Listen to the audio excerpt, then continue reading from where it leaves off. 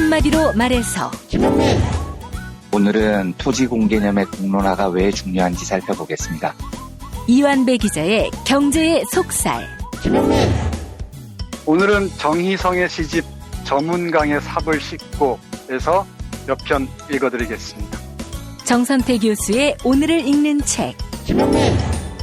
네, 오늘은 개원 시리즈 제3탄 드디어 선거운동 마음대로 할 수 있게 됐다에 대해 말씀드리겠습니다. 김성애 보좌관의 답정너. 네, 오늘은 YTN 사태에 칼을 빼든 방송통신위원회와 TV조선 이진동의 성폭행 의혹에 대해서 말씀드리겠습니다. 정상근 기자의 오늘 미디어. 김용민 브리핑. 잠시 후 시작합니다.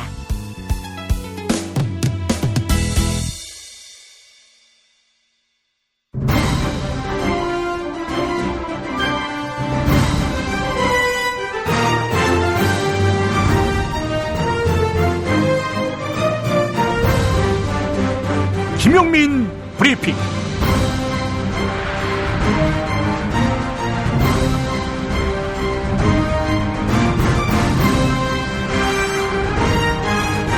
(2018년 3월 23일) 금요일입니다.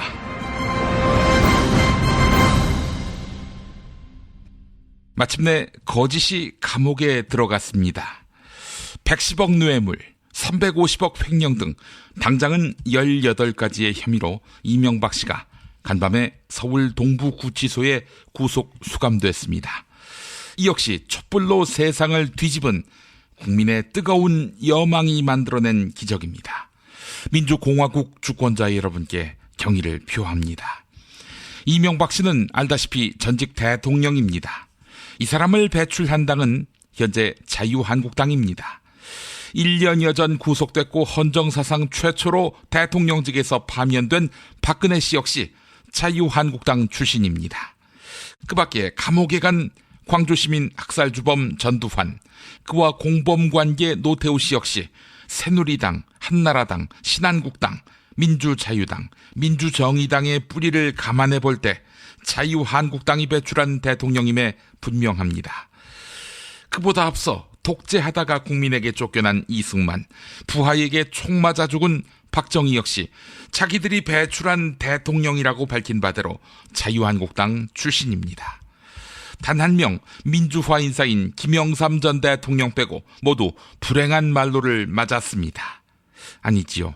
김영삼 전 대통령 역시 외환 위기 상황에서 근 40년 만에 정권을 내준 불명예를 안고 있습니다. 오늘 하고 싶은 이야기는 이쯤 되면 자유한국당이 창출한 권력은 항상 문제가 있지 않았느냐 하는 점입니다. 그러면 조선일보는 측근 비리로 몸살을 앓은 김대중 전 대통령, 포괄적 뇌물죄 혐의로 수사받다가 스스로 목숨을 끊은 노무현 전 대통령도 문제가 있다. 따라서 제왕적 대통령제가 문제다. 이렇게 물귀신 작전을 펴려할 것입니다. 그러나 어디 이승만으로부터 시작해 박근혜까지 때마다 인권 무시, 민주주의 파괴, 언론 자유 억압, 강자 독식의 경제 구조, 통치 철학 부재로 폭망했던 자유한국당 정권의 그것과 같다고 말할 수 있겠습니까? 이명박 씨의 구속을 계기로 자유한국당 정권은 제대로 각성해야 합니다. 한국 보수 정치가 쇄신의 길을 찾지 못할 때 지역주의 색깔론으로 장난치면서 위기를 모면하려 해도 이제는 촛불을 계기로 똑똑해진 국민이 용서치 않을 것이란 점입니다. 그 징후가 뚜렷하지 않습니까? 한국갤럽 조사 결과 지난 반년 동안 자유한국당 지지율은 9에서 14%, 박스권 안에 갇혀 헤어나오지 못하는 걸 보면 말입니다. 9에서 14% 지지율로 어느 세월에 재집권하겠습니까? 자유한국당이 배출한 대통령이 모두 불량품이라면 자유한국당 자체가 불량품인 거지요. 문재인 대통령을 무조건 반대한다고 개선될 여지가 있겠습니까? 경기도 성남시 분당구 정자동에 사는 정자동의 현인 이완배 기자, 드디어 새 책을 냈습니다. 한국재벌 흑역사 상하권. 대한민국 4대 재벌그룹의 슬프고 화나고 짜증나다 못해 웃기기까지 한 참담한 역사. 이완배가 집대성했습니다. 삼성과 현대편이 되게 묵직한 나쁜 놈들을 다룬 느낌이라면 SK와 롯데는 정말 찌질한 나쁜 놈들을 다룬 느낌입니다. 이완배와 만난 당신을 자본은 더 이상 속일 수 없습니다. 책 2권으로 한국 경제의 어제, 오늘, 그리고 내일을 보는 눈을 가져보세요. 경제의 속살, 이젠 책으로 만나보세요. 민중의 소리가는 한국재벌흑역사 상하권. 인터넷 서점 어디서든 구하실 수 있습니다. 이 책을 안 사면 그게 인간입니까? 돌아오는 일요일 서울 지하철 2호선 5호선이 닿는 충정로역 9번 출구.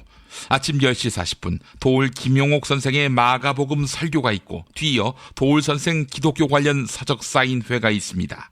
낮 2시 이완배 기자의 새 책 한국재벌 흑역사 상하권 사인회 겸 북콘서트도 있습니다. 여러분을 초대합니다. 많이 오실 거지요? 광고 듣고 김용민의 뉴스관장으로 이어갑니다. 스페이드 퀴즈입니다. 돌잔치, 칠순잔치, 가게홍보, 체육대회, 창사기념일. 정답! 기념품! 문제를 끝까지 들으셔야죠. 이럴 때 사용하는 판촉물이나 기념품, 답례품, 단체 선물 등을 취급하는 전문업체로서 국민을 위해 제대로 일하는 언론과 정당의 후원을 하는 판촉물 전문업체는 어디일까요? 정답! 네피알! 네? 어디라고요? 네피알! 네, 정답입니다. 판촉물이나 단체 선물이 필요할 때 이왕이면 우리 편 회사 네피알을 찾아주세요. 인터넷 검색창에 네피알을 치시거나 032-519-4800으로 전화주시면 친절하게 상담해드립니다. 그런데 상품은 뭔가요? 네피알에 가서 고르세요. 3만 가지가 넘는 물품이 있어요. 오늘 녹음 끝나고 한 잔? 술 끊는다며. 새해가 되면 술 끊겠다는 결심들 많이 하시는데요. 네. 쓸데없는 짓 하지 마시고요. 네, 술 친구미 있잖아요. 아니 다들 술자리만 있으면 오라고 난리잖아. 술친금 들고 가야지. 술친금을 그렇게 퍼주니까 부르지. 술친금이 있어야 술자리가 오래 간단 말이야. 내 친구들이 전부 다 술친금 인정했어. 오빠도 한 잔 콜? 그렇다면 가지야! 네이버에 술친금을 검색하세요. 멀쩡합니다.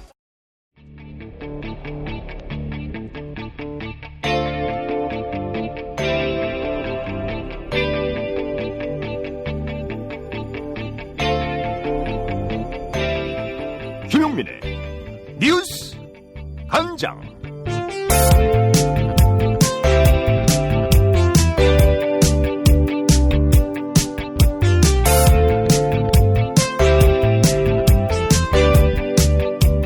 오늘 새벽 17대 대통령을 지낸 이명박 씨가 서울 동부구치소에 구속 수감됐습니다.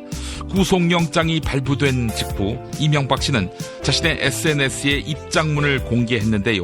누구를 원망하기보다는 이 모든 것은 내 탓이라는 심정이고 자책감을 느낀다, 이렇게 밝혔네요. 한편 검사 출신인 민주평화당 이용주 의원은 이명박 전 대통령은 국민들의 믿음을 송두리째 배신했다. 이 전 대통령의 혐의는 전부 유죄를 받을 것이다, 이렇게 강조했습니다. YTN 라디오 곽수종의 뉴스 정면 승부에 출연한 이용주 의원과 진행자 곽수종 박사의 일문일답 들어보시죠.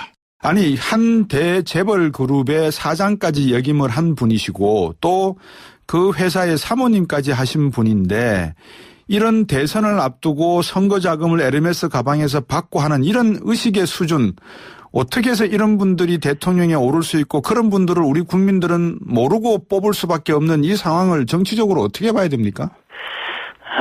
그럼 어떻게 평가를 될까요?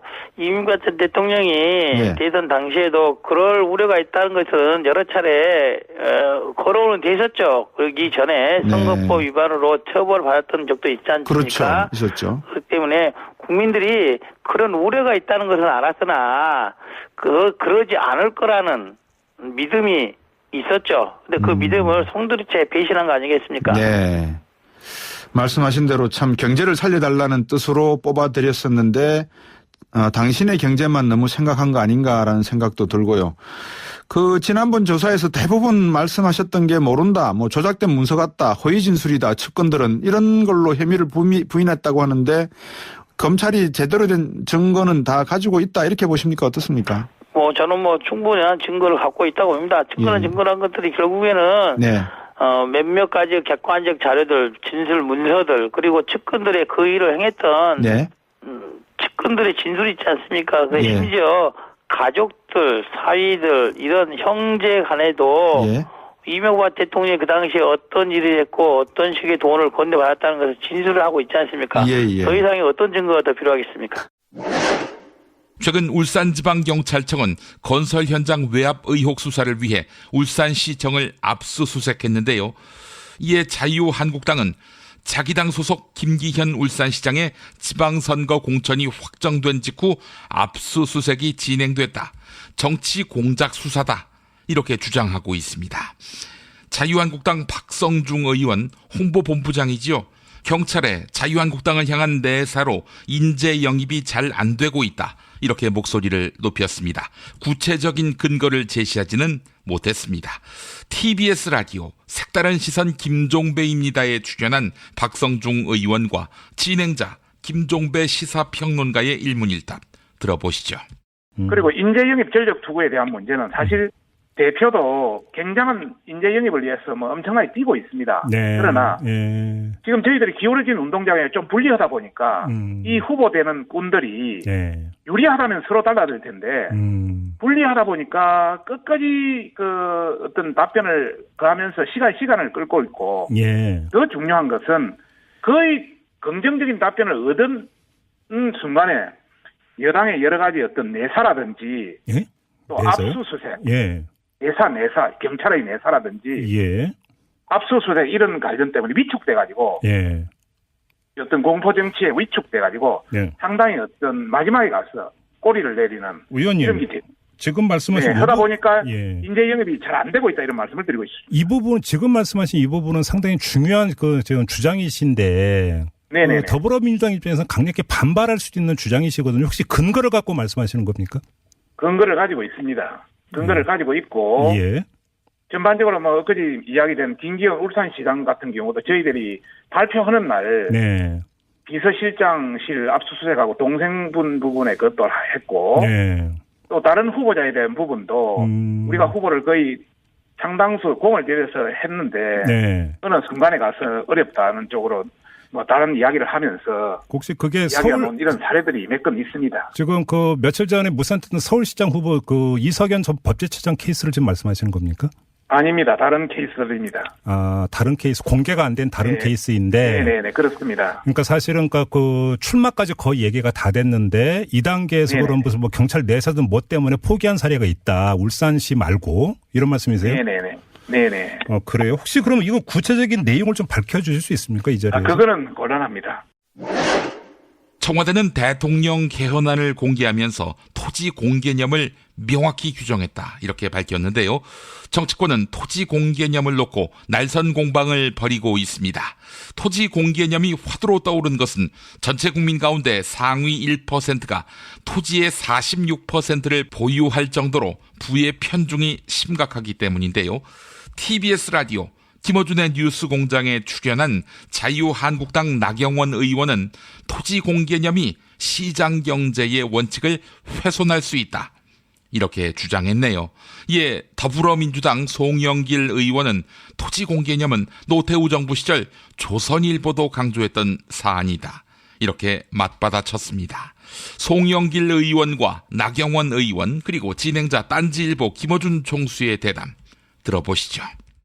해야 된다고 생각을 하고요. 반드시 도입돼야 한다고 조선일보가 총리가 되지 않으면 노태우 정부 시절에 강조했던 토지 공개념 한마디만 해주십시오. 이건 이미 위헌 결정을 받거나 헌법 불합치 결정을 받은 부분이 있습니다. 그래서 헌법을 바꾸자는 거 아닙니까? 아니 그래서 지금 가장 아주 큰 문제가요. 토지 공개념이 잘못된 겁니까? 택지 소유 상한제하고 헌법이 잘못된 겁니다. 토지 초과 이득세가 헌법 불합치와 위헌 결정을 받았는데 이것은 시장경제 원칙을 이것은 노태우 정부가 추진했던 것입니다. 이것은 맞지 않다는 겁니다. 잘 알고 있습니다. 잘 알고 있습니다. 노태우 대통령 때 이제 이 토지 공개념을 도입했다가 위헌 결정, 헌법 불합치 결정을 받지 않았습니까? 그래서 법을 바꾸려고 하는 거잖아요. 그래서 자유민주주의와 시장경제라는 이 우리의 가장 큰 체제의 근간을 흔들 수 있기 때문에 헌법을 바꾸는 것에 대해서는 땅을 자유민주주의 원리만 맡겨놓으면은 진짜 승자독식 제왕적 대통령이 말씀했지만은 제왕적 토지 소유자가 돼가지고요. 이건 전체 국민의 공동체가 살 수가 없어요. 자유민주 경제에 맞지 않는다. 공유 개념으로 가야 됩니다. 네, 시장 경제에 맞지 않는다. 네. 토지에는 공개념의 개념이 토지는 이거 제가 조선일보 사설을 가져왔는데 뭐라고 되어 있냐면 조선일보 헌법 전문도 그렇고요. 지금 이렇게 토지를 방치하면 끝날 때 마음대로 떠드는 건가요? 토지 문제를 해결해야 정말 걱정이 됩니다. 이게 헌법 개정은요. 네.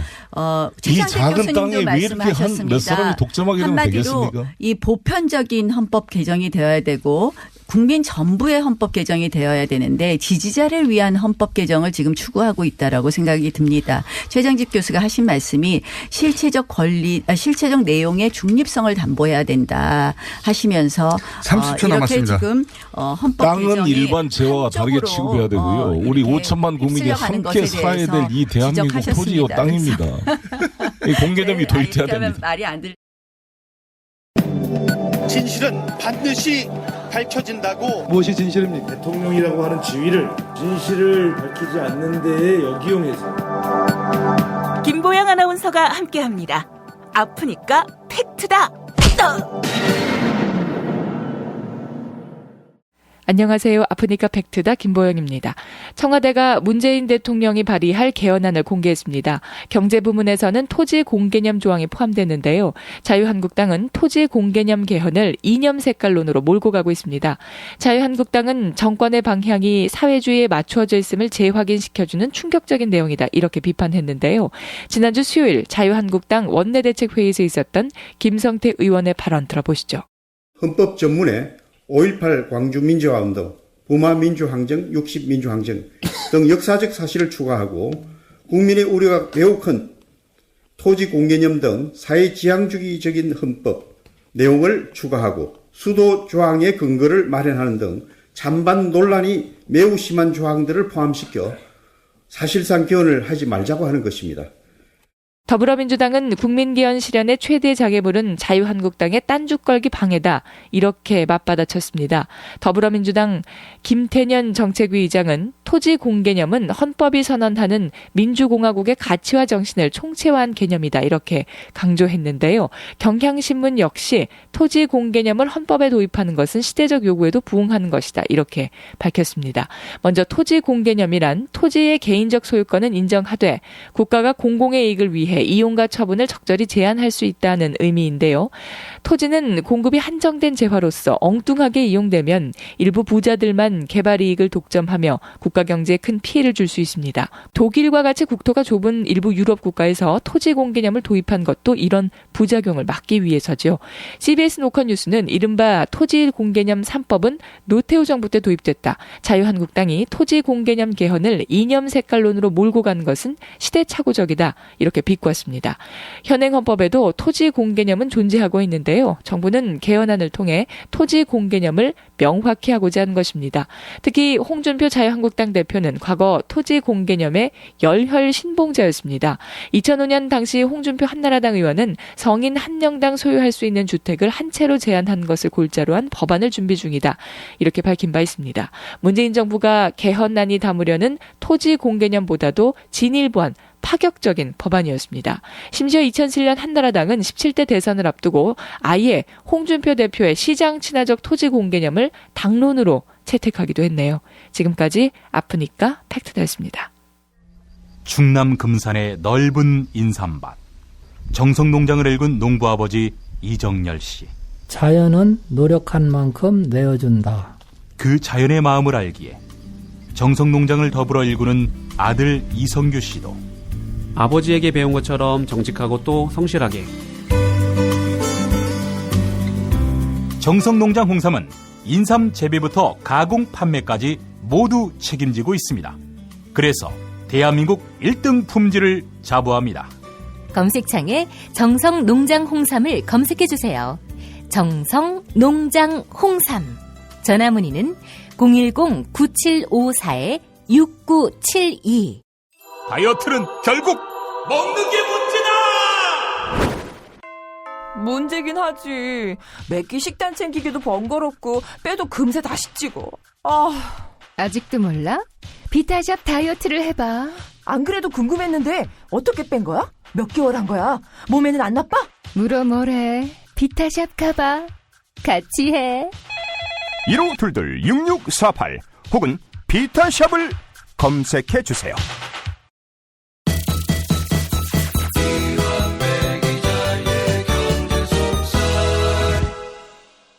민중의 소리 이완배 기자 함께하겠습니다. 이완배 기자님. 네, 안녕하십니까? 예. 자, 이명박이 구속된 날입니다. 자, 감회가 어떠세요? 아, 정말 행복합니다. 이게 뭐라고 이렇게 행복한가요?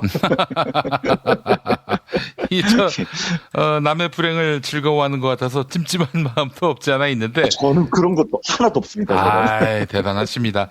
하여간 MB는 뭐 이렇게 해서 심판을 좀 받아야 본인한테도 좋은 겁니다, 이게. 심판을 좀 받아야가 아니라 아주 엄하게 받아야죠. 그게 우리나라의 역사에 남기는 굉장히 중요한 교훈이 될 테니까요. 그렇죠. 진짜 이상하게도 누군가가 구속되는 모습을 보면서 이렇게까지 단 1도 동정심이 안 생기고 기뻤던 경우는 박근혜 이후에 처음이었었던 것 같아요. 예, 그래요.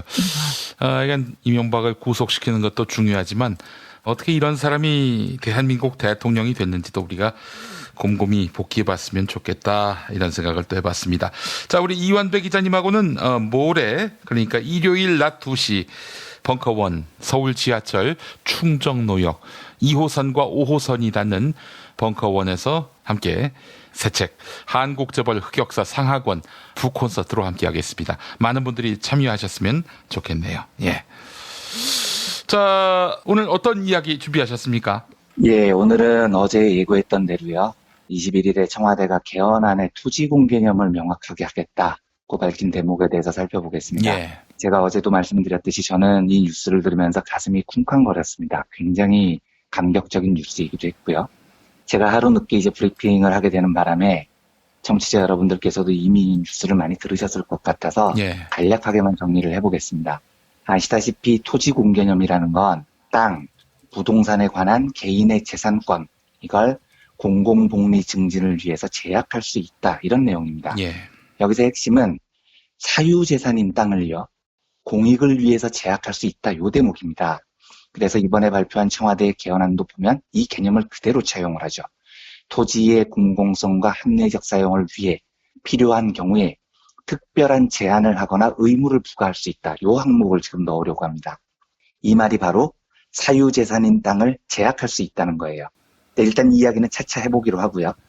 우선 토지공 개념 강화에 대해서 지금 벌어지고 있는 논쟁, 공격과 수비 양쪽의 의견을 간략히 요약해 보겠습니다. 예.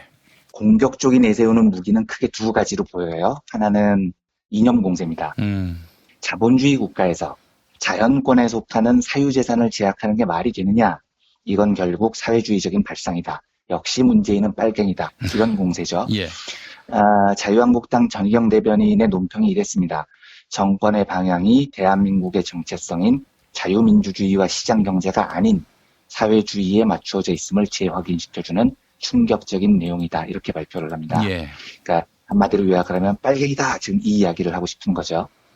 두 번째 공격 쪽의 무기는 결국은 사유재산인 땅을 국가가 통제한다면 뭐 세금이 오르거나 내 땅을 빼앗길 수도 있으니까 국민들이 현실적인 손실을 입을 것이다. 그러므로 땅을 가진 지주들은 모두 분연히 떨쳐 일어나서 문재인을 타도하자. 이런 주장으로 이어집니다. 재산상의 피해가 있을 거라는 협박인 거죠. 근데 사실 이런 협박은 굉장히 효과가 있습니다. 노무현 정부 때 종부세를 도입했는데 종부세 대상도 아닌 사람들이 야, 나도 언젠가 세금을 왕창 물 수도 있을 거야. 이런 공포심 때문에 참여정부에 대해서 극도의 증오를 드러낸 경험이 우리가 갖고 있죠. 예. 여기에 대응하는 수비 쪽의 반론은 대충 이렇습니다. 일단 이번 헌법 개정안에 나오는 토지공 개념 강화는 전혀 새로운 게 아니라는 겁니다. 그래서 사회주의 이념과는 아주 거리가 멀다라는 반론이죠. 뉴스에도 많이 나오고 있지만 실제로 토지공 개념은 박정희 정권 때 개념이 정립됐습니다. 1978년에 물가 억제를 위해서 토지공개념위원회라는 게 실제로 구성이 됐거든요. 그리고 이때 신영식 건설부 장관 발언을 보면 토지의 사유 개념은 시정돼야 한다. 토지의 공개념에 입각한 각종 토지 정책을 입안하겠다. 이렇게 밝힙니다. 정확하게 공개념이라는 말을 사용을 해요. 그러면 이제 이렇게 반론할 수 있는 거죠. 공개념에 반대하는 니들 주장대로라면 박정희도 빨갱이란 얘기냐 뭐 이렇게 대응을 할 수 있게 되는 겁니다. 또 한 가지요. 토지공 개념이 본격적으로 우리나라에 제도화된 때가 사실은 노태우 정권 때입니다. 이때도 부동산 가격을 잡기 위해서 토지공 개념 3법이라고 불리는 법이 도입이 되죠. 토지 추가 이득세, 개발이익 환수세, 택지 소유 상한세 이런 것들입니다. 그래서 반론을 펼치는 쪽은 이렇게 답할 수 있는 거죠. 야, 니들 논리대로라면 노태우도 빨갱이겠네 라고 방어막을 칠 수 있는 겁니다. 예. 토지공 개념이 도입이 되면 집 가진 사람, 땅 가진 사람은 재산상 손해를 입게 될 것이다 라는 공격에 대해서도 반론을 현실적으로 할 수 있습니다. 그럴 일은 없을 거라는 거죠. 조국 민정수석이 발표를 할 때 보면 토지공 개념을 명시한다고 해서 단기간 내에 세금이 추가되는 일은 없다. 이걸 분명히 하더라고요. 예. 실제로 세금이 추가되려면 국회에서 법이 만들어져야 되니까요. 그건 청와대가 어떻게 할 수 있는 일이 아니니 그건 현실적으로 굉장히 먼 얘기라는 겁니다.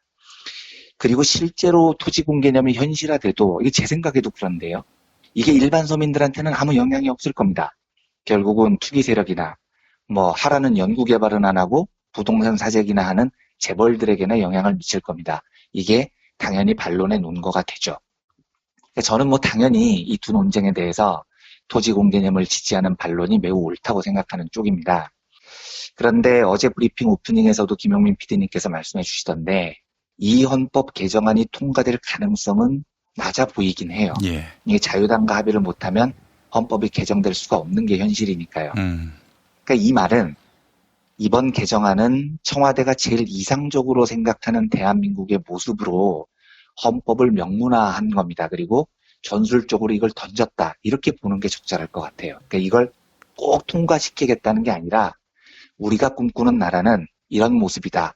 라는 걸 선언하는 차원으로 저는 받아들여지더라고요. 그래서 저는 토지공 개념을 명시한 대목을 매우 지지하지만 이게 여야 합의로 통과되기는 어려울 거라는 생각이 듭니다. 자유당이 이걸 받을 리가 절대 없어 보이기 때문입니다. 예. 근데 제가 주목하는 건 이겁니다. 이 문제가 합의되기 어려울 거라는 걸 청와대가 몰랐을까요? 아니면 더 나아가서요. 제가 제일 놀랍다고 생각하는 대목이 이건데요. 이 문제를 제기를 하면 문재인 정부는 빨갱이 정권이다. 사회주의 정부다. 이런 이념 공세를 받을 걸 몰랐겠습니까? 그러니까 노무현 정부가 종부세를 도입했을 때에도 엄청난 이념 공세를 받았습니다. 그런데 헌법 개정안은 차원이 완전히 다른 문제예요. 무려 헌법에 토지 공개념을 사유재산을 제한한다는 개념을 명확히 하겠다는 겁니다. 당연히 이건 엄청난 논란이 예상되고요. 엄청난 이념 공세를 각오해야 됩니다. 이걸 청와대가 몰랐을 리가 없죠. 알고 있었을 겁니다. 예. 그러니까 제가 이번 개정안을 정말로 높게 평가하는 게 바로 이 대목입니다. 사회주의자니 빨갱이 정권이니 하는 이념 공세를 충분히 예상하고도요. 이걸 용감하게 발표를 했다는 겁니다. 우리나라는 역대 모든 정부를 봐도 이 이념 공세를 굉장히 두려워합니다. 그래서 사회가 전체적으로 사회주의, 빨갱이 이 프레임에 덫에 갇혀 있습니다. 정치인들도 마찬가지예요. 이걸 두려워합니다. 그런데 문재인 정부는 이걸 충분히 알고 있으면서 당당히 맞선 거죠. 그래서 저는 이걸 보는 순간에 역대 어느 정부가 이렇게 용맹스러웠나 하는 감탄이 들더라고요. 실로 용맹스러운 제안이 아닐 수가 없는 겁니다. 이걸 조금만 이론적으로 살펴보겠습니다. 자연권이라는 말이 있습니다. 자연권은 인간이 태어날 때부터 자연적으로 가지는 충부의 권리, 즉 신으로부터 부여받은 권리라는 뜻입니다. 근데 만약에 이런 게 있다면요. 이건 인간이 절대로 부정해서는 안 되는 권리일 겁니다. 왜냐하면 자연권은 신으로부터 부여받은 권리이기 때문이죠. 그러니까 이거는 인간이 무조건 인정해야 되는 권리입니다. 그래서 실제로 서구에서 산업혁명이 일어나고 새로운 법질서 체계를 막 만들 때 이 자연권에 해당하는 건 무조건 아무 조건 없이 당연히 인간의 법에 포함이 됩니다. 보장을 시키는 거예요. 예를 들면요. 생명권, 이거 자연권입니다. 사람이 사람으로 태어나서 살아있어야 한다는 권리는 신에 의해 부여된 당연한 권리라는 거죠. 충분히 수긍이 가능한 겁니다. 예. 행복 추구권, 이것도 대표적인 자연권입니다. 인간이면 누구나 행복을 추구할 권리가 있고 이것 또한 신으로 부여받은 자연스러운 권리다. 이거 수긍이 가는 겁니다. 억압받지 않을 권리, 누구에게도 구속되지 않을 권리, 이걸 이제 자유권이라고 하는데요. 예. 이 자유권도 자연권에 속합니다. 이것도 수긍이 되죠. 그래서 인간은 인간으로 태어난 이상 누구에게도 속박받지 않을 권리가 법에 보장이 되는 겁니다. 평등권, 이것도 대표적인 자연권입니다. 모든 사람이 인간으로 태어난 이상 차별받지 않고 평등하게 살아갈 권리가 있다. 이것도 수긍이 되죠. 당연히 자연권에 포함이 될 겁니다. 그런데요, 재산권, 이건 어떻습니까? 이게 자연권인가요? 아니, 일단 재산권이 자연권이고 아니고를 떠나서요. 앞에서 열거한 자연권들과 동등한 위치에서 다뤄질 단어이기는 한가요? 자유, 평등, 행복 추구, 생명, 이런 단어들은 정말 보편적이고요. 누구나 자연권이라고 인정을 할 만한 단어들입니다. 그런데 재산을 지킬 권리? 이게 그 레벨의 단어이기는 하냐는 겁니다. 그러니까 제가 왜 이런 이야기를 하냐면, 현대 자본주의 사회에서요, 대표적인 자연권으로 꼽히는 게 5가지예요. 자유권, 평등권, 행복추구권, 생명권, 그리고 재산권입니다. 근데 저는 이게 너무 웃기는 거예요. 아니, 재산권이 거기 왜 끼어 들어가냐는 거죠. 거기 낄 레벨의 단어가 아니거든요. 그러니까 이 장면을 한번 생각을 해보십시오. 자연권은 신이 우리에게 부여한 권리예요. 이게 얼마나 웃긴 이야기냐면, 신이 인간을 창조하신 다음에 인간을 불러놓고 이야기를 합니다. 사랑하는 내 피조물들아, 내가 너를 너무 사랑한 나머지 5가지 권리를 줄 것이다. 그러니까 이제 아우 신이시여 감사합니다. 무슨 권리를 주시나요? 야, 우선 너에게 자유를 추구할 권리를 주겠다. 아, 감사합니다. 둘째, 너희들이 평등한 대접을 받을 권리를 주겠다. 아, 감사합니다. 너희들이 누구나 행복을 추구할 권리를 주겠다. 아, 정말 감사합니다. 너희들 생명을 보장받을 권리를 주겠다. 아, 감사합니다. 마지막으로 너희들이 재산을 지킬 권리를 주겠다. 이러면 네? 여기서부터 이상한 겁니다. 네, 이상하잖아요, 이미. 예. 재산권이라는 게 왜 5대 자연권 안에 들어가냐면요. 자본가 계급이 시민혁명으로 중세 봉건 시스템을 무너뜨립니다. 그 다음에 법을 만드는데요. 이때 이 자본가 계급이 재산권이라는 걸 자연권으로 확 격상을 시켜버린 겁니다.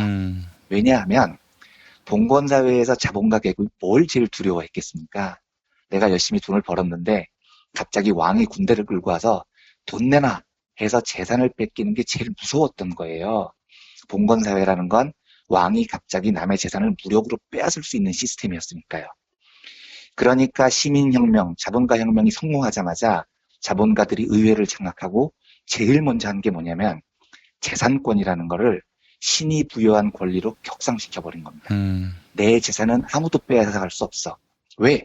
이건 신이 부여한 권리니까 라고 목소리를 높였던 거죠. 그래서 전혀 레벨이 맞지 않지만 재산권이 자유, 평등, 생명, 행복 이런 어마무시한 높은 레벨의 단어들과 같은 반열에 올라서게 돼요. 예. 이 문제에 대해서 현대사회에서 제일 위대한 정치학자로 꼽히는 로버트 달이라는 정치학자는 이걸 어떻게 설명을 하냐면요. 누군가가 언젠가부터 사유재산권을 자연권이라고 주장을 하고 그걸 믿기 시작하면서 마치 사유재산은 어떠한 경우에도 침범해서는 안 된다는 불가침의 영역이 돼버렸다. 하지만 재산권은 권리이기도 하고 의무이기도 하다. 이 말은 나의 재산이 남에게 피해를 입히지 않아야 한다는 뜻이다.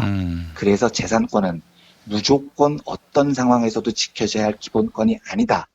남에게 피해를 주지 않는다는 전제 아래서만 인정받을 수 있는 권리다. 이렇게 설명을 합니다. 이 말에 따르면은요, 누군가가 갖고 있는 땅이나 아파트 같은 사유재산은 무조건 보호받아야 하는 자연권이 아니라는 겁니다. 이게 보호받을 권리가 되기 위해서 전제가 있다는 거예요. 남에게 피해를 안 줄 때만이 보호받을 수 있는 권리입니다. 그러니까 예를 들어서 투기꾼이 내가 사유재산이다, 내 재산이다 이런 이유로 아파트를 투기에 막 이용을 해요. 그래서 다른 사람들이 주거권을 박탈해요. 다른 사람들의 생존권을 위협해요. 그리고 국민 보편이 누려야 하는 행복 추구에 악영향을 끼쳐요. 그러면 그 아파트가 비록 투기꾼의 사유재산이라고 하더라도요. 제약을 가할 수 있다는 겁니다. 이게 신성불가침 같은 게 아니라는 거죠. 그런데 우리나라에서는요. 제가 아까 자유한국당이 이 문제를 절대 포기 못할 거라고 생각한다고 말씀드린 게 이런 이유입니다. 사유재산 문제는 진짜 건드려서는 안 되는 문제로 오랫동안 취급을 받아왔어요. 왜냐하면 이게 아무리 논리적으로 설명을 해도 듣는 사람의 입장에서는요. 공익을 위해 사유재산을 제한할 수 있어 이런 이야기를 딱 들으면 내 재산도 뺏길 수 있겠다 이런 공포심이 들어요. 그래서 본능적으로 반대를 합니다. 그런데 여기에 이제 김용민 PD님 표현대로 조자 동맹이 가세해서 빨갱이가 등장했다 하고 이데올로기 공세를 씌우면 이 주장을 했던 사람 하나 바보 만드는 건 일도 아닌 거죠. 그러니까 이런 문제 때문에 특히 정치인들 중에서 사유재산 문제를 건드리는 사람을 제가 본 적이 없습니다. 그리고 이런 이념 공세 때문에 한국 사회의 지성 풍토가 심각하게 퇴보합니다. 제가 아까 말씀드린 로버트 달의 사상, 남의 권리를 침해한다면 사유재산도 제한할 수 있다. 이게 그렇게 이상한 이야기가 아니거든요. 예. 청취자 여러분들께서도 동의하지 않으실 수 있지만 이런 이야기를 한다고 빨갱이다 이렇게 폄훼를 해버리면 토론조차도 못 해보는 겁니다. 그런데 우리나라는 지금까지 그랬어요. 사유재산 문제를 건드리면 빨갱이다, 종북이다 이 프레임에 걸려듭니다. 그래서 웬만하면 아무도 못 건드렸던 문제인 겁니다. 이게요. 게다가 문재인 정부 입장에서는 부동산 문제는 노무현 정부 때 종부세로 엄청난 역풍을 맞은 기억이 당연히 있겠죠. 제가 작년에 보유세 문제를 브리핑 드리면서 보유세를 도입하면 좋은데 쉽지는 않을 것 같다 이렇게 말씀을 드렸습니다. 왜냐하면 이 정부에 노무현 정부 때 실패의 트라우마가 당연히 남아있을 거라고 저는 생각을 했었습니다. 그래서요, 이번 청와대가 제시한 토지 공개념을 명백히 한 헌법 개정안은요, 정말로 놀랍습니다. 너무나 뻔히 이데올로기 공세를 받을 만한 주제인 거를 담대하게 제시를 합니다. 이제부터 문재인 정부는 사회주의 정권이다, 사유재산을 침해하려 한다, 이런 조자동맹의 별하별 지랄이 시작될 겁니다. 그런데 청와대는 그걸 각오를 하고 감수를 하고 정상적인 논의를 시작할 근거를 제시한 겁니다. 그래서 저는 정말 기쁜 거예요. 이 정의로운 용기에 진심으로 박수를 보내고 싶습니다. 이걸 누군가가 해야 되는 일입니다. 한국 사회에서요. 사유재산 문제는 남에게 피해를 끼치지 않는 한 보호되는 것이고 남에게 피해를 끼친다면 제한돼야 한다. 이 이야기를 언젠가 한번 우리 사회에는 공론화를 해야 됩니다. 그런데 70년 넘게 아무도 공론화하지 못했죠. 빨갱이 소리 들을까 봐요. 하지만 문재인 정부는 참여정부의 실패 트라우마도 잘 접어냈고요. 그리고 정말로 중요한 아젠다를 용맹스럽게 던졌습니다. 그래서 이 용맹스러운 제안이 제 가슴을 되게 많이 뛰게 했어요. 그리고 이 제안을 바탕으로 많이 논의되면 좋겠습니다. 이게 사실은 헌법에 통과가 되지 않아도 괜찮아요. 통과가 되면 좋겠지만 통과가 되지 않아도 과연 공적인 이익을 위해서 우리나라 사람들이 제일 중요하게 생각하는 사적 재산인 토지권을 제한할 수 있느냐 없느냐 이걸 가지고 치열하게 논쟁하는 것만으로도 한국 사회가 훌쩍 성장을 할 겁니다. 그리고 이 논쟁으로 인해서 문재인 정부가 만약에 빨갱이 정부다, 사회주의 정권이다 라는 공격을 받아서 지지율이 푹 떨어지는 현상이 벌어지지 않는다면 한국 사회는 정말로 역사적인 한 걸음을 내딛는 거죠. 이념의 굴레를 벗어던지고 이성적인 논의를 할 기반을 닦은 겁니다. 굉장히 훌륭한 제안이었고요. 이 제안을 통해서 사회주의 빨갱이 프레임을 버리고요.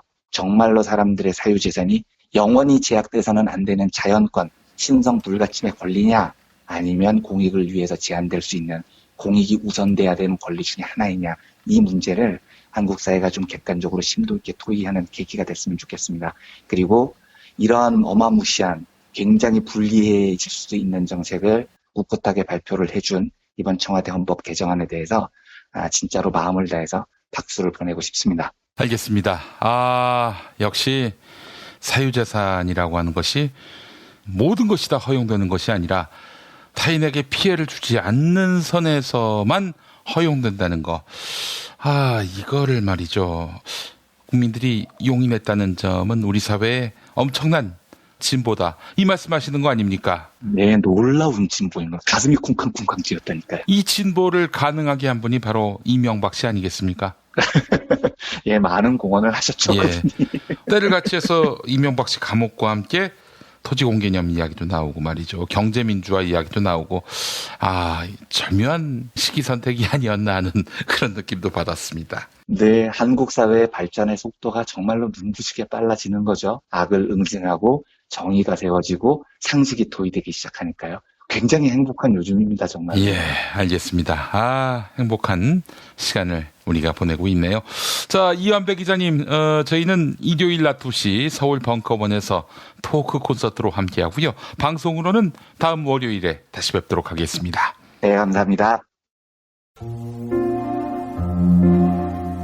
부모님의 생신 또는 기념일에 아주 특별한 선물을 준비하고 계십니까?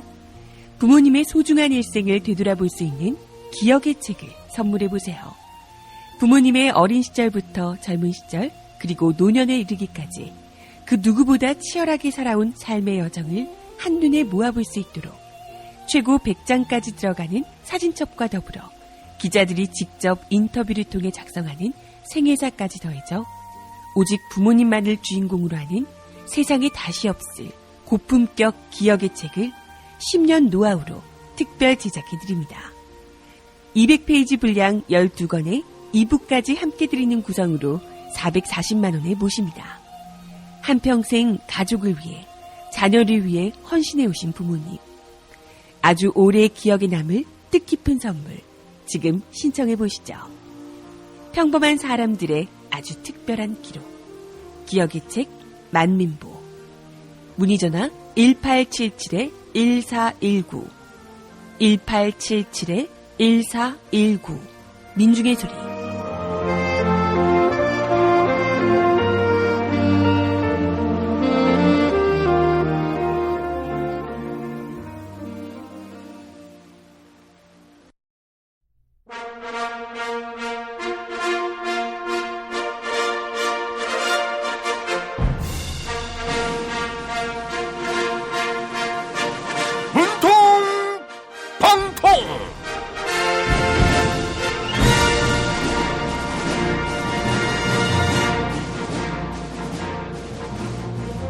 베트남에서 인사드립니다. 대통령 문재인입니다. 이명박 전 대통령이 구속됐다는 소식을 들었습니다. MB가 수감된 동부구치소는 지난해에 문을 연 따끈따끈한 구치소라고 하는데요. 구치소계의 호텔, 남부구치소보다도 좋다는 동부구치소에 수감됐지만 이명박 전 대통령은 불만이 많다고 합니다. 이 전 대통령이 보내온 편지 한번 읽어볼까요? 문재인 대통령님, 차디찬 구치소 바닥에 누워있는 이명박입니다. 동부구치소가 국내 유일의 최첨단 전자제어 시스템을 갖춘 구치소라고 하는데 왜 신체 검사는 전통 방식을 고집하는 겁니까? 전직 대통령으로서 똥꼬 검사를 받는다는 것은 너무나 치욕적이었습니다. 제가 무슨 큰 범죄라도 저지른 줄 아시는데 저는 그러한 삶을 살아오지 않았습니다, 여러분. 아이고, 이명박 전 대통령님. 그래도 저는 이 전 대통령님이 퇴임하고 나서라도 공약을 지킬 수 있어서 참 다행이라고 생각합니다. 국가 경제를 살린다고 약속했지만 결국 꼬리곰탕 말아먹듯이 국가를 말아드셨잖아요. 그런데 MB가 구속된다니까 내수 경제가 살아났어요. 사람들이 치킨과 맥주를 시키고 떡을 돌리고 있는 것입니다. 네, 아무리 이명박 전 대통령님이 미워도 부인 김윤옥 여사와 아들 이시영 씨의 비리까지 엮는 건 너무 억울하다고요? 두 사람의 비리는 이명박 전 대통령님과는 상관없는 일이라고요. 아이고, 가족까지 나몰라라 하시고 너무하십니다. 오죽하면 북한에서 자기 정당화를 위해 별의별 지랄을 다 한다. 이렇게 이명박 전 대통령님을 비난했겠어요? 도적 왕초의 뻔뻔스러운 추태랍니다. 참 부끄럽습니다. 이명박 전 대통령님, 감방에서 건강하게 오래오래 사시기를 국민들이 바라고 있습니다. 가수 이해란 씨가 부른 100세 인생 디스코 버전 띄워드릴게요. 60세의 저 세상에서 날 내리고 아직은 젊어서 못 만나고 보내라. 70세의 저 세상에서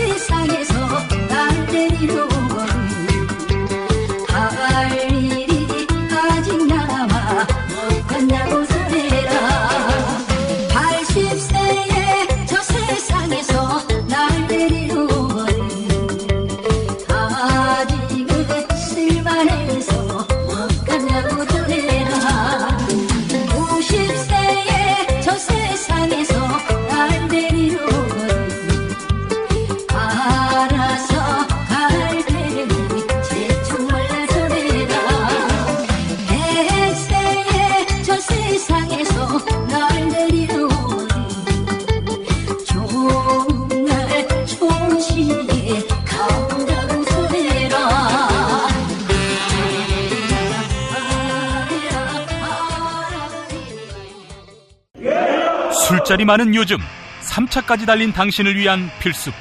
전창걸의 새싹 땅콩차. 이제 속쓰림은 잊으세요. 070-8635-1288 070-8635-1288 생활인을 위한 꿀팁.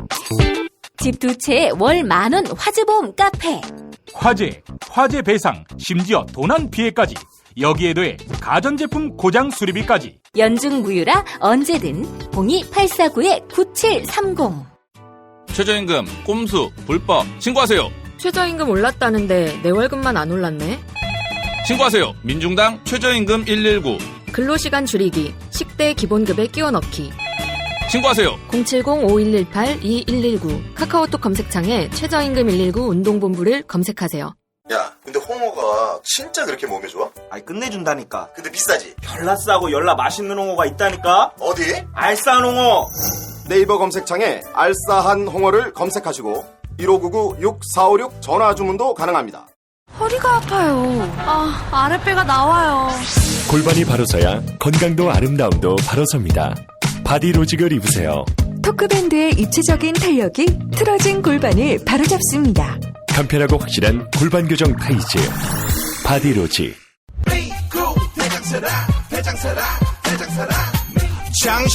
장실 굿모닝 화장실 바나 굿모닝 바나나. 이건 제가 써보니까 효과가 있는 것 같아요.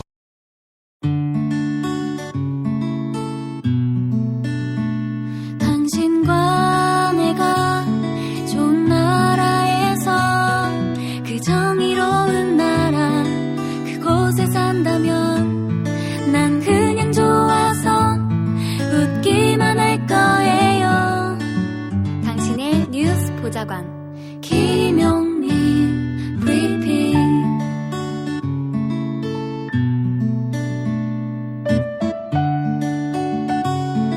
대한민국 뉴스 브리핑의 선두주자 김용민 브리핑. 계속해서 김보용 아나운서가 오늘의 날씨를 전해드립니다.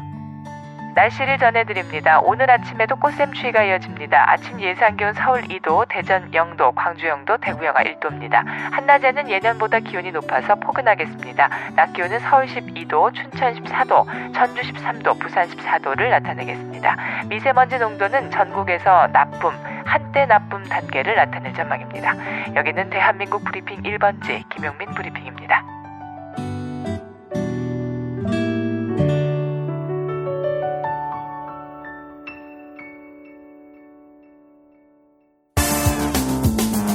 오늘을 읽는 책, 문학평론가인 국민대학교 국문학과 정선태 교수와 함께합니다. 국민대학교 한국어문학부 국어국문전공 정선태 교수님 함께하겠습니다. 교수님. 네, 안녕하세요. 네, 오늘은 특별한 날입니다. MB가 감옥에 간 날입니다. 떡 먹나요? 먹어야죠. 그래서 일요일 날 우리 이완배 기자 북 콘서트 할 때 갈까 봐요. 아이고 교수님. 떡 먹으러. 네, 오십시오 교수님. 예. 너무 좋아하실 거예요. 우리 애청자분들이. 네, 한번 노력해 보겠습니다. 예. 자 교수님, MB 구속 어떻게 보셨어요? 사필 규정이죠. 말 그대로 사필 규정이고요. 제가 생각하는 건 촛불 시위와 탄핵으로 이어지는 일련의 시민혁명의 과정이 없었다면 저자들의 죄악상이 고스란히 덮였을 거 아닙니까? 예. 그 생각만 해도 정말 소름 끼칩니다. 그런 상황들이 안으로 골마서 우리 앞길에, 우리 미래에 어떤 영향을 끼쳤을지 섬찟하죠? 예. 그래서 이제 앞으로 어떻게 진행되는지 또다시 눈 부릅뜨고 지켜봐야 할 때가 온 게 아닌가 생각을 합니다. 그리고 늘 우리 김 PD 말씀하시지만은 이제 시작인 것 같습니다. 많은 사람들이 다 알고 계시듯이 사자방 비리들 하나하나 다 파헤쳐야 될 거고요. 그 무지막지한 그 재산들, 저수지들을 다 확인해서 환수하는 날까지 우리가 계속 감시의 눈길을 늦추지 말아야 할 줄로 압니다. 예, 알겠습니다. 이제 시작이라는 말 거듭합니다. 예. MB 구속으로 모든 게 끝나는 것이 아니라 이제 비로소 MB 비리 그리고 잃어버린 국민재산, 국가재산, 그것을 찾아 떠나는 여행의 관문이 열린 셈이다. 이렇게 봐야 할 것 같습니다. 네, 맞습니다. 일단 그 재산도 재산이지만은 이명박으로 상징되는 그 탐욕, 그 탐욕이 이 땅과 우리 인간의 관계들을 어떻게 파탄으로 몰고 갔는지도 적실하게 이해해야 될 것입니다. 예, 알겠습니다. 자, 교수님, 오늘 시가 있는 금요일 어떤 작품 소개해 주시겠습니까? 네, 오늘은 정희성의 시집 저문강의 삽을 싣고를 골랐습니다. 저문강의 삽을 싣고, 저문 4대강의 삽을 싣는 겁니까? 네, 저물어 가는 4대강의 삽을 싣고, 이제 삽을 씻을 때가 됐네요. 예, 예. 뭐, 그렇게 열심히 삽질만 하더니. 네, 이 정희성 선생은 경남 창원에서 태어나셨는데요. 오랫동안 좋은 시집도 참 많이 펴냈습니다. 한 그리움이 다른 그리움에게도 참 좋고요. 이 저문강의 삽을 싣고도 뭐 우리 분단의 고통들 그리고 노동자의 삶에 대한 깊이 있는 이해 등등을 잘 그려낸 제가 아주 좋아하는 시집입니다. 예. 그리고 이 저문강의 삽을 싣고라는 노래도 있습니다. 우리 PD께서 혹시 고를 수 있으면 틀어주는 것도 좋지 않을까 싶습니다. 알겠습니다.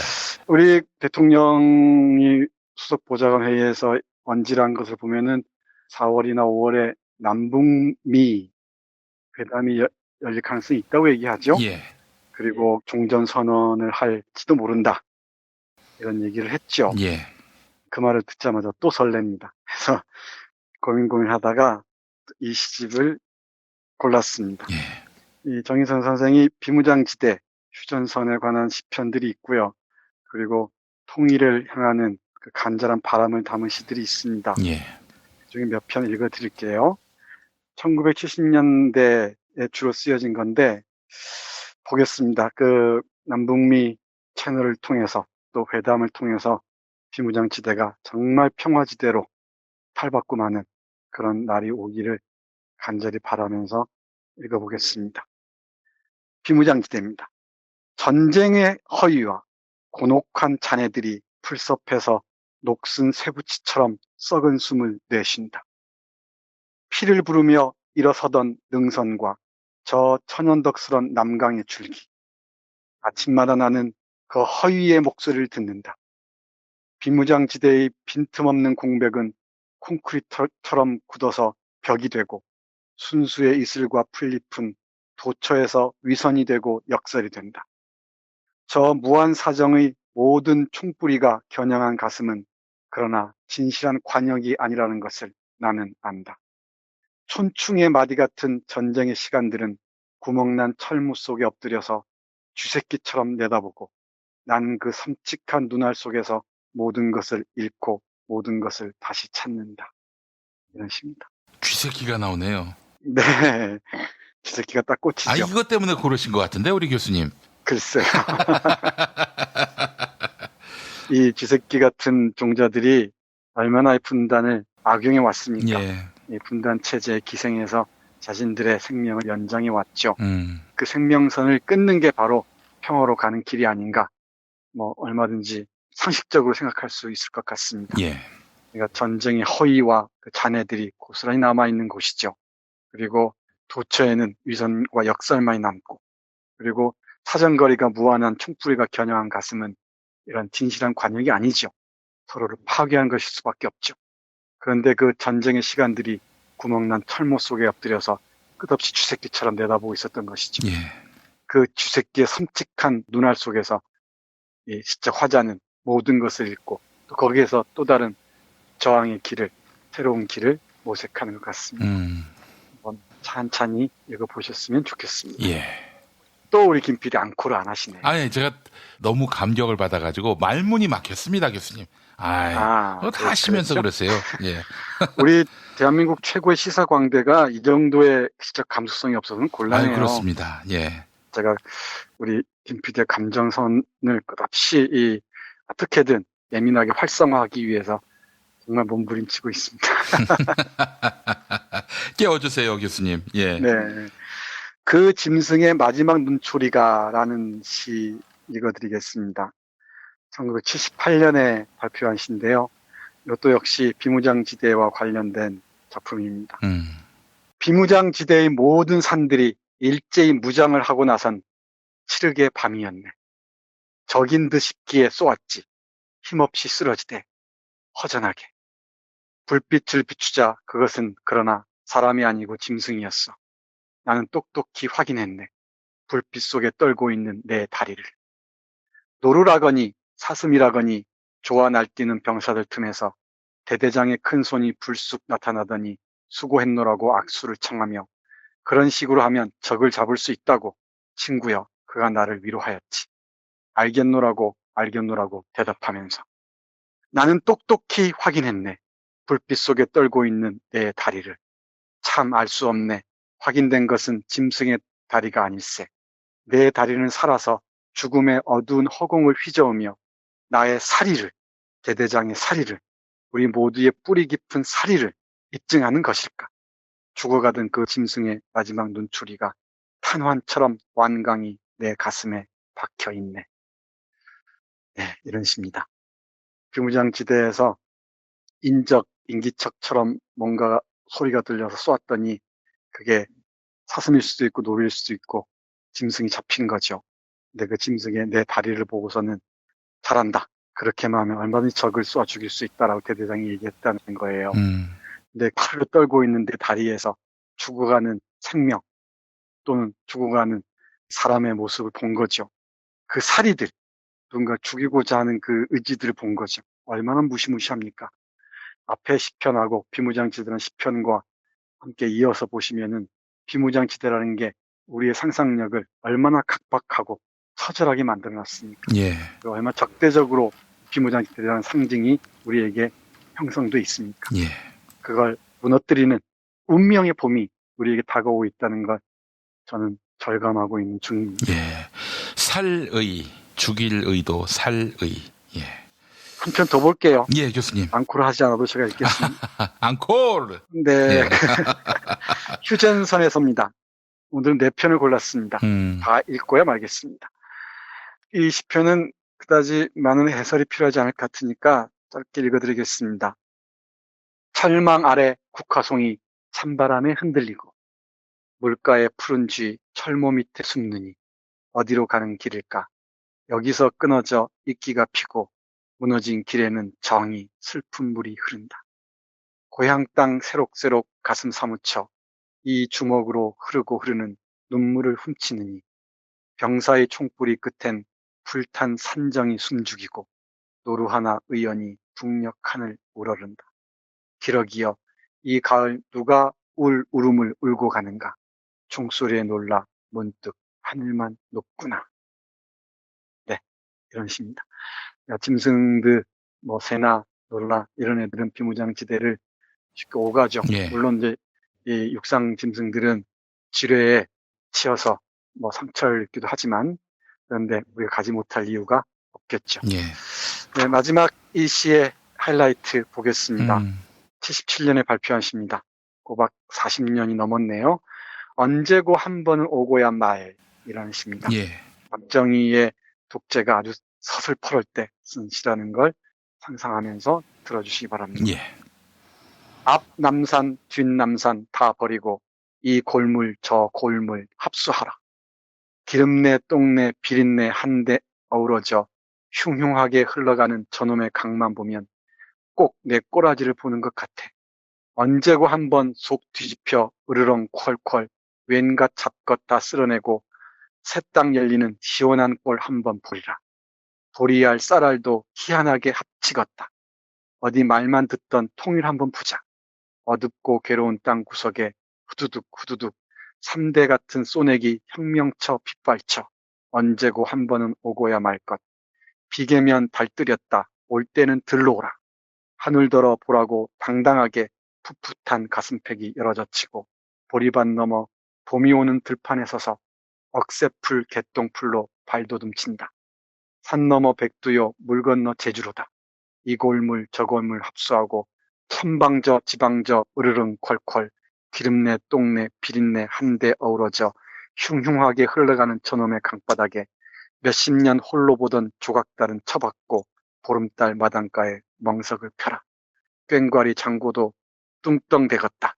저 산마루 떵떵대고 붉은 달 차올라 된장국 보리밥 한 술이라도 이마 맞대고 먹을 날 한 번 발그렸다. 네, 이런 시입니다.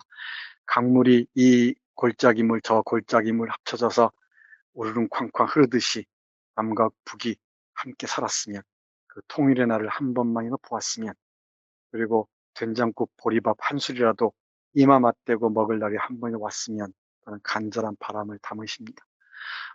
계속 말씀드리지만 당장의 통일이 아니더라도 함께 차이를 인정하면서 공존하는 세계, 공존하는 삶, 이런 평화로운 시대가 오기를 간절히 바라면서 정희성 선생의 시집 저문강의 삽을 싣고 해서 몇 편 여러분들께 읽어드렸습니다. 예. 아이고, 5월 이후에 세상이 어떻게 달라질지 벌써부터 기대가 됩니다. 네, 맞습니다. 쉽지는 않겠죠. 당연히 우리들의 성원이 정말 절실하게 필요한 때라고 저는 생각합니다. 예. 우리들의 간절한 바람이 이쪽으로 다 모이지 않겠습니까? 알겠습니다. 교수님, 이렇게 아름다운 시로 또 뜻깊은 시로 한 주의 마지막을 장식하게 돼서 참 푸근해집니다. 정선태 교수님과 함께한 시간이었습니다. 교수님, 월요일에 뵙겠습니다. 네, 고맙습니다.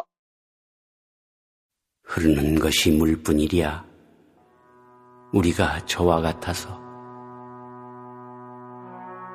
강변에 나가 삽을 씻으며 거기 슬픔도 퍼다버린다.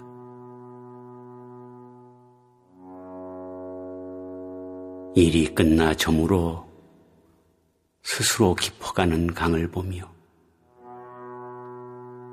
쭈그려 앉아 담배나 피우고 나는 돌아갈 뿐이다.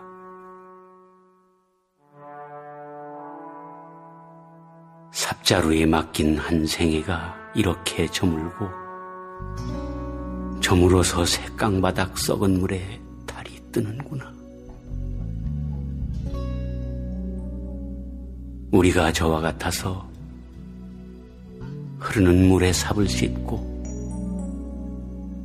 먹을 것 없는 사람들의 마을로 다시 어두워 돌아가야 한다. 흐르는 것이 물뿐이랴. 우리가 저와 같아서 강변에 나가 삽을 씻으며 거기 슬픔도 퍼다버린다.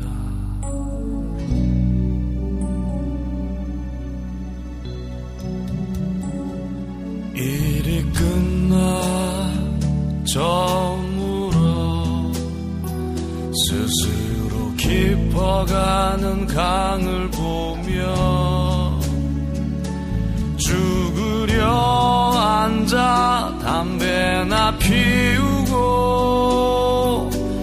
나는 돌아갈 뿐이다.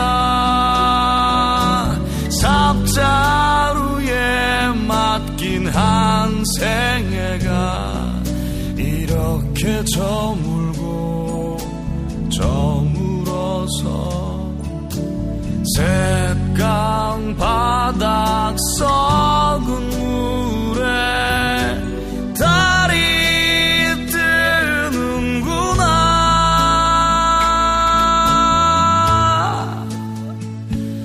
우리가 저와 같아서 흐르는 물에 삽을 씻고 먹을 것 없는 사람들의 마을로 다시 어두워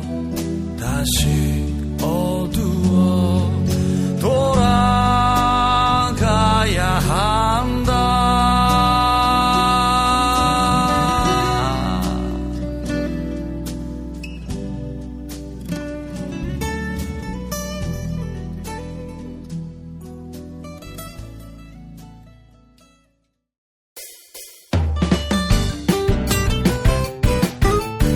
뉴스 폴 앤 메리 코너로 넘어왔습니다.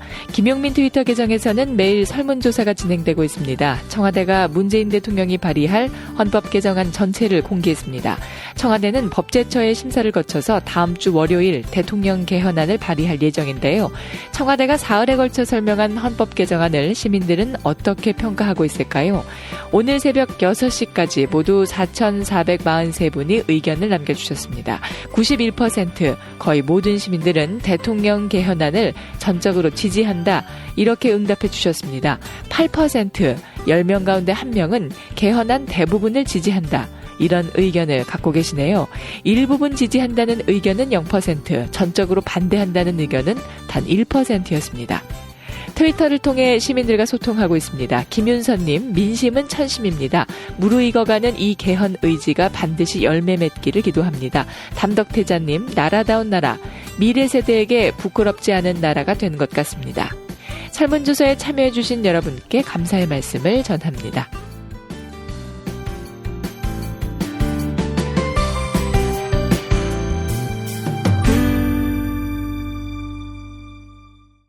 BPL 타임입니다. 3월부터 네피알에서 주문하시는 고객님 중에 50만 원 이상 구매 고객에게 김대중 대통령님, 노무현 대통령님, 안철수 대통령님,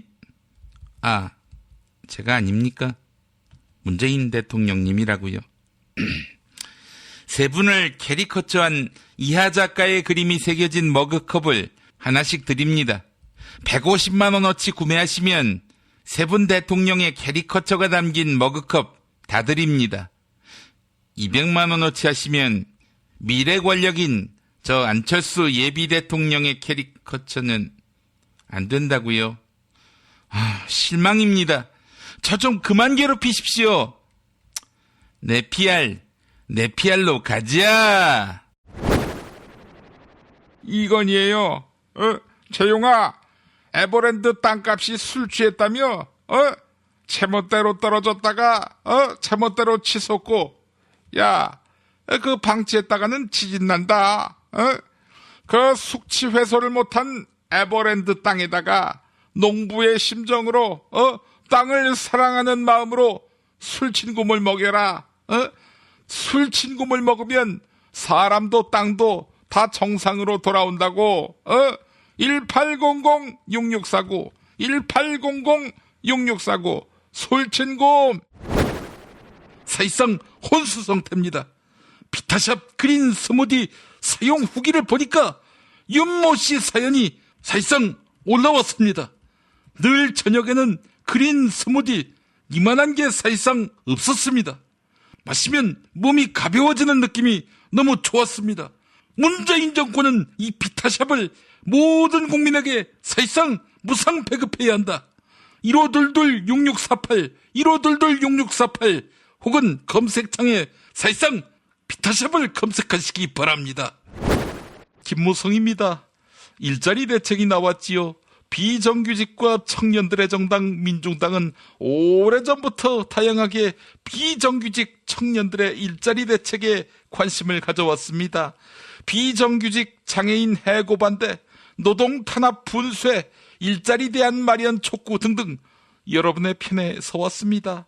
청년들에게 희망을 주고 또 청년의 미래를 지키는 당 민중당. 청년들은 민중당으로 가세요. 우리 자유당처럼 부자 챙기기에 바쁜 당은 청년들까지 못 챙깁니다. 민중당으로 가세요. 김종인이라고 봐요. 미궁 대장사랑 윤모씨, 사용후기 읽어드리도록 할게요. 과민성 증후군이지만 술을 자주 마셨을 적에 항상 속이 불편하고 화장실을 굉장히 자주 가는 일을 만들었다고 보는 거지. 지금 내포만 먹었는데 자주 차던 가스도 더 이상 추워도 안 차고 일일동 보고 있다고 봐요. 1522-8972 1522-8972 그 검색창에서 미궁 대장사랑 쳐야 한다고 봐요. 탄핵 때문에 이야기를 전달을 하려고 해도 길을 막고 듣질라나요. 해족 수준으로 쪼그라든 한국 보수. 회생의 길은 과연 있을까? 변화된 정치 환경, 갈 길 잃은 보수에게 새로운 희망을 제시한다. 애국보수의 화려한 부활과 집권을 위한 본격 가이드, 김용민의 신간, 보수를 지켜라. 진중권도 투표하는 보수 정당, 광주에서도 일당이 될 수 있는 보수 정당, 젊은이들의 입당이 줄을 잇는 보수 정당. 언제까지 민주당 정의당을 부러워만 할 것인가? 부러우면 진다니까? 자유한국당 당원 김용민이 쓴 보수를 지켜라. 이김에서 나왔습니다.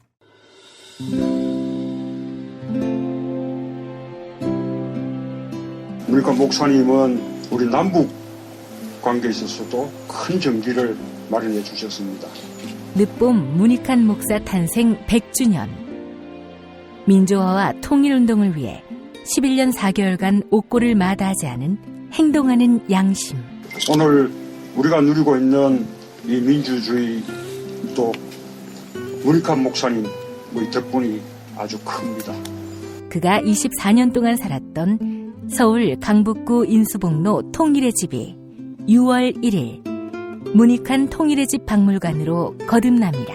사람들이 이렇게 항상 북적북적 이렇게 했던 공간이라 아버지한테만 아니라 우리 모두들한테 굉장히 큰 의미가 있는 통일의 역사를 기억하며 통일의 길을 모색하는 문익환 통일의 집 박물관 기념사업 추진위원으로 함께해 주시겠습니까? 이건 단지 어떤 유가족들의 유산이 아니라 우리 시대가 가지고 있는 유산이기 때문에 자세한 안내는 포털 사이트에서 문익환 통일의 집을 입력해 주세요.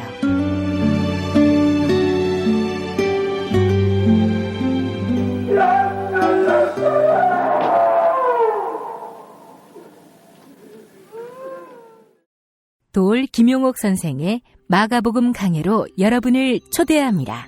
이 마가복음이라는 게 대단히 중요합니다. 왜냐하면 복음서의 원형이기 때문에. 원형.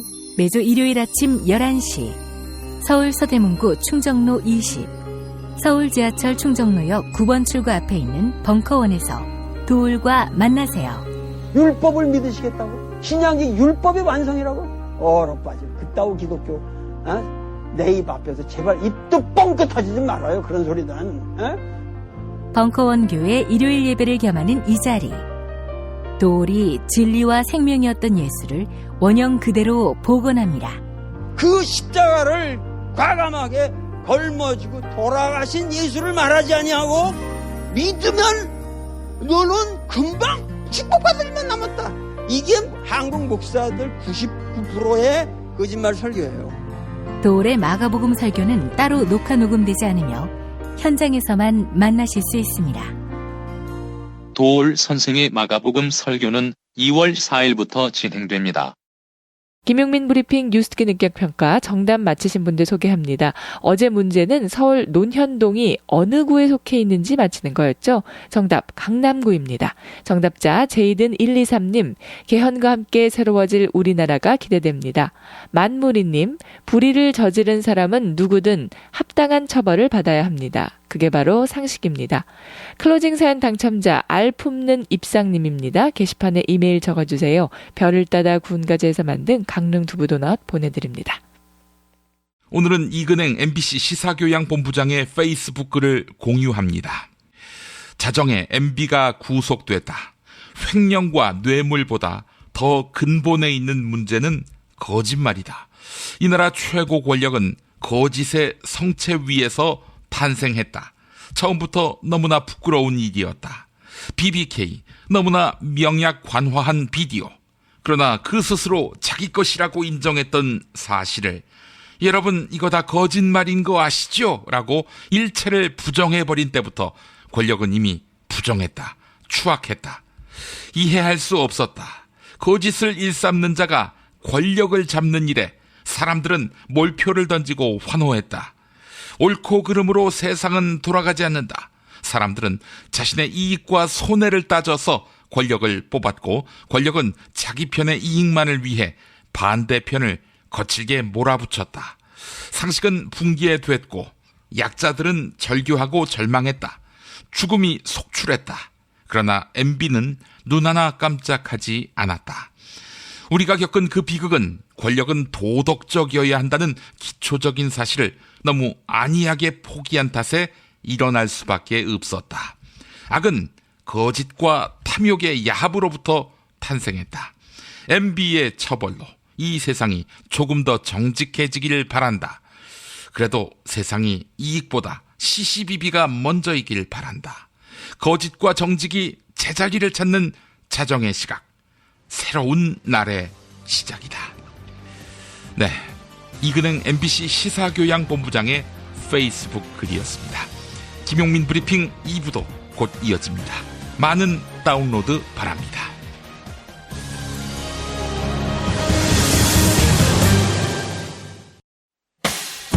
김용민 브리핑과 함께한 시간 어떠셨어요? 다음 시간에도 보다 바르고 알차며 즐거운 정보로 여러분을 찾아가겠습니다. 팟캐스트 포털 팟빵에서 다운로드하기, 구독하기, 별점 주기, 댓글 달기로 응원해주세요. 잊지 마세요. 다운로드하기, 구독하기, 별점 주기, 댓글 달기.